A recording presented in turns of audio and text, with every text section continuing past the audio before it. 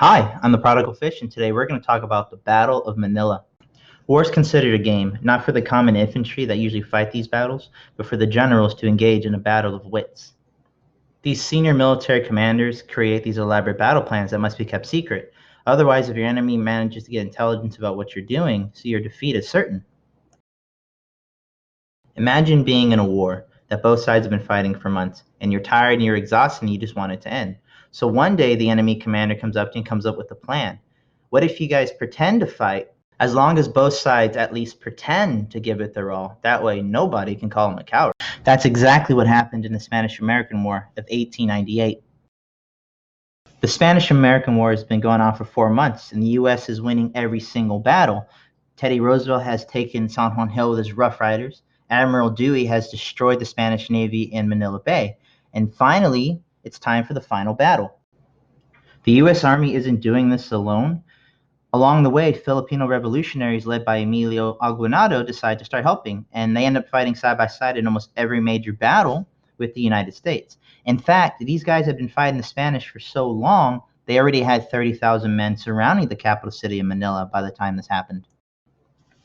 They're getting closer, and Emilio has an idea. He writes a letter to the Spanish Governor General, yeah, that's a real term, Basilio Agustin, and he says, hey, if you surrender, we can call it even. Well, Agustin just laughs and straight up refuses because he's confident that Spain's going to send more troops. A couple days go by, and the fleet meant to go to the Philippines is diverted to Cuba, and Agustin has a change of heart. He then writes a letter back to Emilio and says he'll give him the Philippines if he pays him 1,000,000 pesos. Emilio's kind of spurned for being rejected the first time, and he just straight out refuses too. Somehow the Spanish government finds out, and they're pretty pissed that these negotiations are going on, so they fire the guy and replace him with General Fermin Juandenez. A couple days go by, and Fermin, he sees the writing on the wall. He realizes that Manila is a sinking ship, and it won't be long until the Filipinos are in looting the city and getting revenge for everything that's happened. So he asked the Belgian ambassadors to meet with the American representative. This guy goes by the name of U.S. Army General Wesley Merritt. He says that the war is almost over and Spain can't bear the shame of surrendering to the Filipino insurgents, and he's willing to give all the Philippines to the United States. But in return, they must give him one last epic fake battle. At first, Merritt thinks this is a joke, but then he realizes that if he can get the Philippines without losing any of his men, that he'll be a hero back home. So on the August 10th, both sides meet up and they spend the entire night creating this fake battle plan that Hollywood would have been proud of. The only condition is that the Filipinos are not allowed to be involved, and the U.S. has to actively try to keep them from actually joining the fighting. So on the 12th, the Filipinos show up and they're ready to be part of this final battle, but they find themselves being pushed away when the Americans are telling them, hey, we need you to leave because we don't want you to get shot by friendly fire. Keep in mind that these insurgents have been fighting Spanish for quite some time, and they weren't afraid to get shot. So it's on that night you see former allies start fist fighting, but nobody ends up shooting each other. The same day of the battle, both Spain and the United States to sign a peace agreement, but since there was no way to send the message over to the Philippines, the battle went on anyway.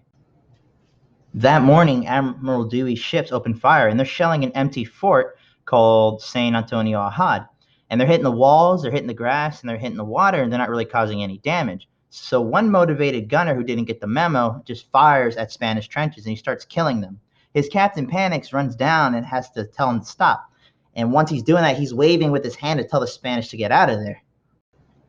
After this pathetic shelling, U.S. Army General Greene pours into the city with his soldiers, and they're firing shotguns and rifles in the air, and they're taking prisoners, and they're screaming loud, so it sounds like anyone listening from outside thinks there's an epic battle going on inside.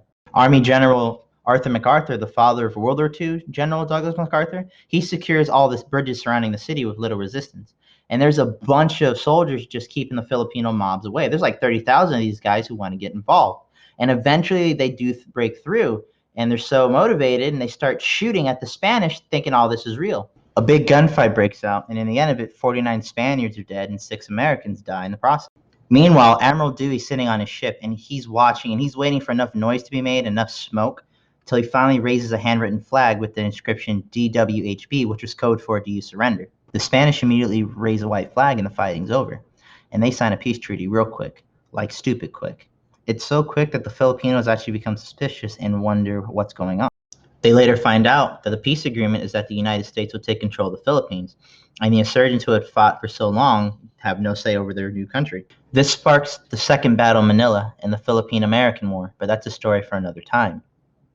In the end, Spain gets to keep its reputation and doesn't appear cowardly before the world stage, and the United States cements itself as a global power who can take on the European nations. Everybody wins, except for the Filipinos, who it's not until after World War II in 1946 that they're finally able to become their own country. The lesson from all this is integrity. If the United States had just been honest with the Philippines about what was going on, instead of just leaving them on the sidelines, an entire major war could have been avoided. Approach everything in life with integrity and be honest with those around you, because your former friends can sometimes be the worst of enemies.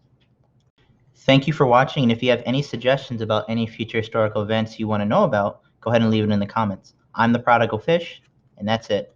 Bye.